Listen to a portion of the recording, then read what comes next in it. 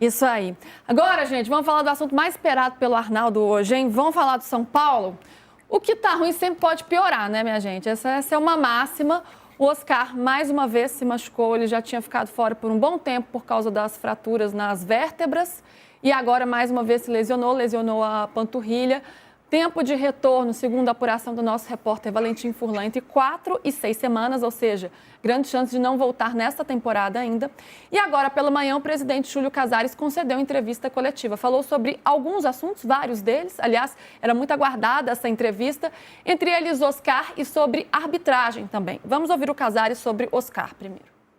Acredito sim que o Oscar, assim como outros jogadores, são atletas cuja contratações são responsáveis, até porque o Oscar, quando optou por São Paulo, estava sendo pretendido por 2 grandes clubes no Brasil. Portanto, o fato dele se contundir está dentro de um panorama esportivo de que outros jogadores também têm essa mesma ocorrência, intercorrência, em razão de vários jogos, de gramados diferentes, etc. O que nós esperamos é que ele esteja no nosso elenco, recuperando e logo possa trazer as alegrias com o objetivo foi contratado. Ele foi realmente contratado com uma parceria de um pouco menos da metade aportada pelo patrocinador, isso não muda, e isso tudo nos traz até uma certeza de que a renovação de contrato com a Superbet, que hoje é talvez o segundo patrocínio do Brasil, em termos de valores, teve também a colaboração da chegada do Oscar. Então, eu acredito que foi altamente responsável, como tem sido responsável todas as nossas contratações. Aquelas evidentes, às vezes, não acontecem no primeiro momento. Aquelas menos evidentes acontecem no decorrer do prazo. O Marcos Antônio é um caso e que, o decorrer do tempo, mostrou a assertividade da contratação. Assim como o Enzo Dias e do passado, Rafinha, Alisson, Rafael, etc. Então, contratação tem uma subjetividade e tem um momento. A dinâmica, depois do tempo, responde às questões de acertos, erros, que dependem, às vezes, de outros fatores. Acredito que esses erros não podem voltar a acontecer. E a melhor forma de não acontecer não é só afastar os árbitros, treinar, etc.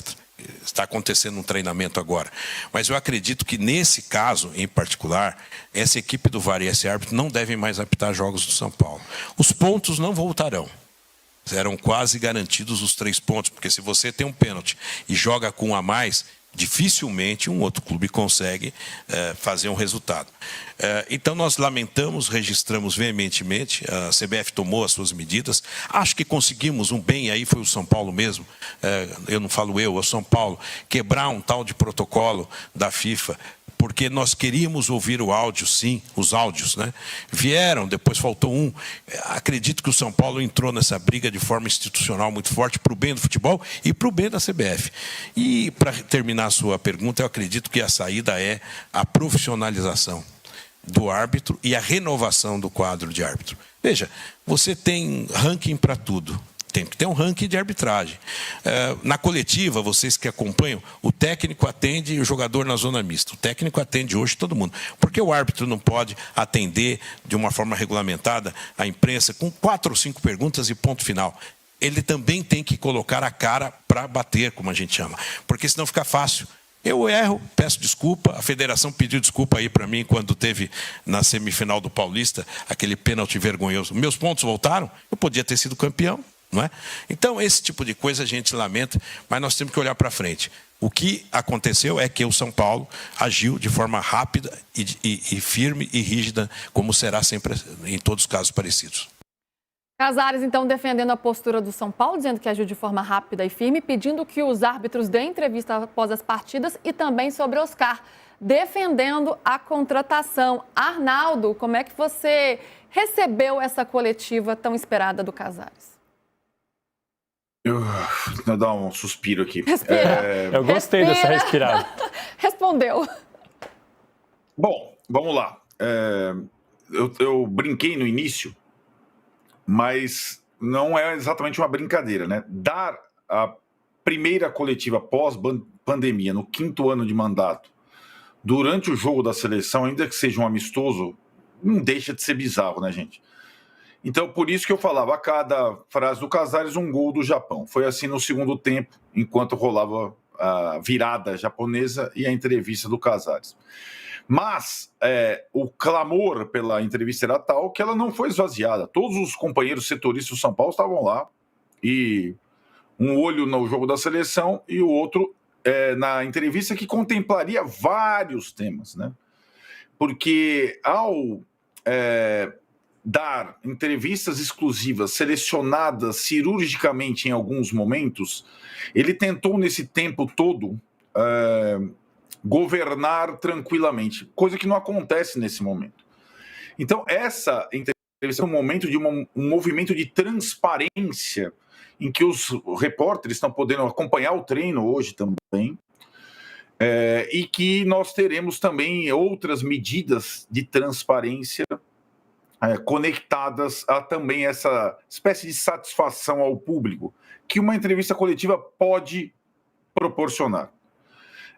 Tem, acho que um ponto apenas positivo nessa entrevista para o torcedor do São Paulo. Ele ainda precisa ficar atento e cobrar novas entrevistas do presidente até o final do ano, que é o relatório que ele prometeu divulgar amanhã ou até quinta-feira máximo, que aponta a redução da dívida do São Paulo e o indicativo de superávit em 2025, que é o mínimo que se esperava para esse ano em que o São Paulo se propôs a investir pouco no futebol e a vender muitos jovens jogadores, certo? Isso é o mínimo.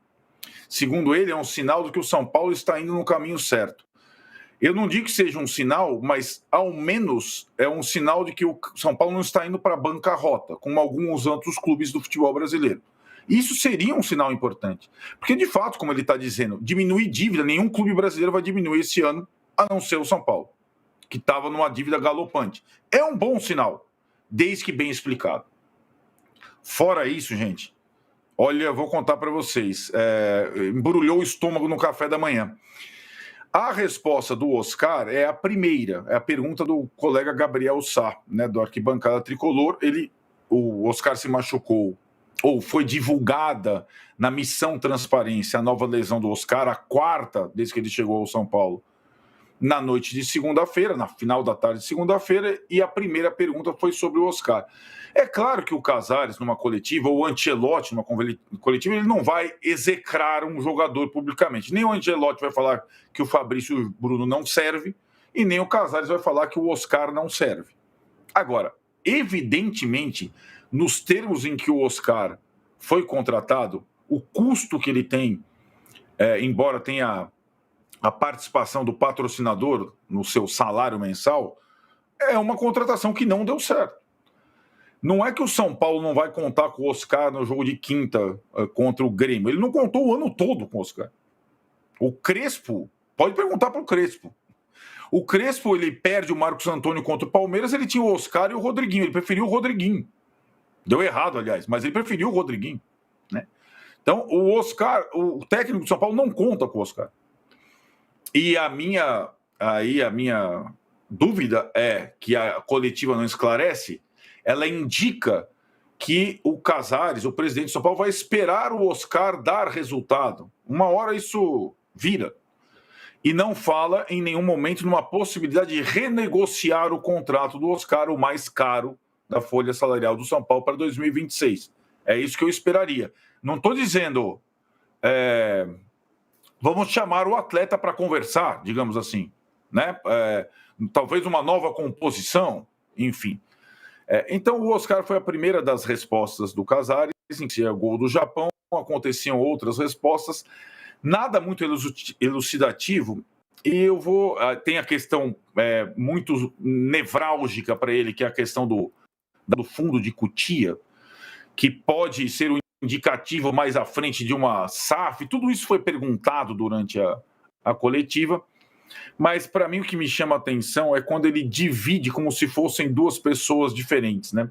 O primeiro mandato do Casares com o segundo mandato. Ele fala isso em toda a entrevista, seja coletiva ou exclusiva. Que o segundo mandato dele, o primeiro foi para reconectar o torcedor, palavras dele, e ganhar campeonatos. E o segundo é para recolocar o clube nos trilhos e diminuir, aplacar a dívida galopante. Pois bem, nesse segundo mandato, ele não percebeu até agora, mas ele perdeu tudo que ele construiu no primeiro. Ele desconectou o torcedor. E o torcedor não suporta mais. E talvez ele não suporte os últimos 14 meses de mandato. Além disso, ele vai perdendo apoio no conselho e nos seus simpatizantes. Então, ao não reduzir preços de ingressos, não promover, mandar jogos do São Paulo na Vila Belmiro e não no Morumbi, ao fazer um monte de coisa, a não estender a mão ao torcedor, essa reconexão que ele diz lá do primeiro mandato, se acabou.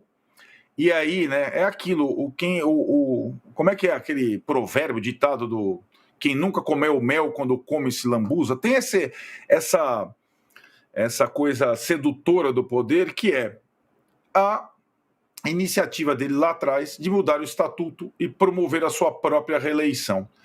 Se ele encerra o primeiro mandato como campeão da Copa do Brasil, com o São Paulo nas manchetes, com novos contratos, ele provavelmente entraria para a história como o cara, um presidente que devolveu a dignidade ao São Paulo. Mas não, a mosquinha do poder, que é muito irresistível, o picou, ele manobrou para ser reeleito, e o segundo mandato dele é um desastre completo, a não ser a informação importante, que a gente precisa ficar de lupa, pelos relatórios e balanços até o final do ano, de uma certa guinada de rumo, e esse é suave, hein? Guinada de rumo do São Paulo, que estava indo à falência, por um São Paulo que pode ter uma salvaguarda econômica, o que não significa, e é isso que o torcedor precisa entender, time forte, time bom para 2026, ou um aceno do presidente ao seu público, né? Então, isso ele não deixa claro, mas para quem está acompanhando, enquanto o clube tenta tapar os buracos financeiros, esportivamente ele vai definhando, inclusive com a contratação equivocada do Oscar. São muitos problemas, né? Inclusive, a gente vai falar já sobre a multa que agora, a dívida que o São Paulo tem com o Cuiabá por conta de um descuido, de uma situação bizarra, para dizer o mínimo. Mas voltando ao ponto do Oscar, e que o Arnaldo passa por ela também, a questão custo-benefício do Oscar é muito complicado, né? Porque se a gente vê aí alguns números do Oscar, a gente tem aí uma tela para vocês, em 2025, são 21 jogos só, sendo 18 como titular, 1.484 minutos em campo, 2 gols e 5 assistências. Mas boa parte desses números dizem respeito ao Campeonato Paulista, né? Então, depois do Paulistão, que, claro, é a parte mais relevante da temporada, são só 9 jogos, 8 como titular, 570 minutos em campo, nenhum gol e uma assistência só. E fazendo uma conta muito rápida, né, o salário do Oscar, e esse dado ele é relevante, porque diz respeito, né, à atividade do jogador, ao quanto ele entrega em campo, junto com a patrocinadora, São Paulo e patrocinadora pagando, dá mais ou menos 3 milhões de reais por mês. Considerando aí 10 meses até outubro e dividindo por 21 jogos, dá um custo de 1.400.000 reais por jogo. Então, fazendo as contas, Danilo, é uma decepção muito grande, foi uma grande roubada, para dizer o mínimo, como o São Paulo se meteu nessa contratação. Quando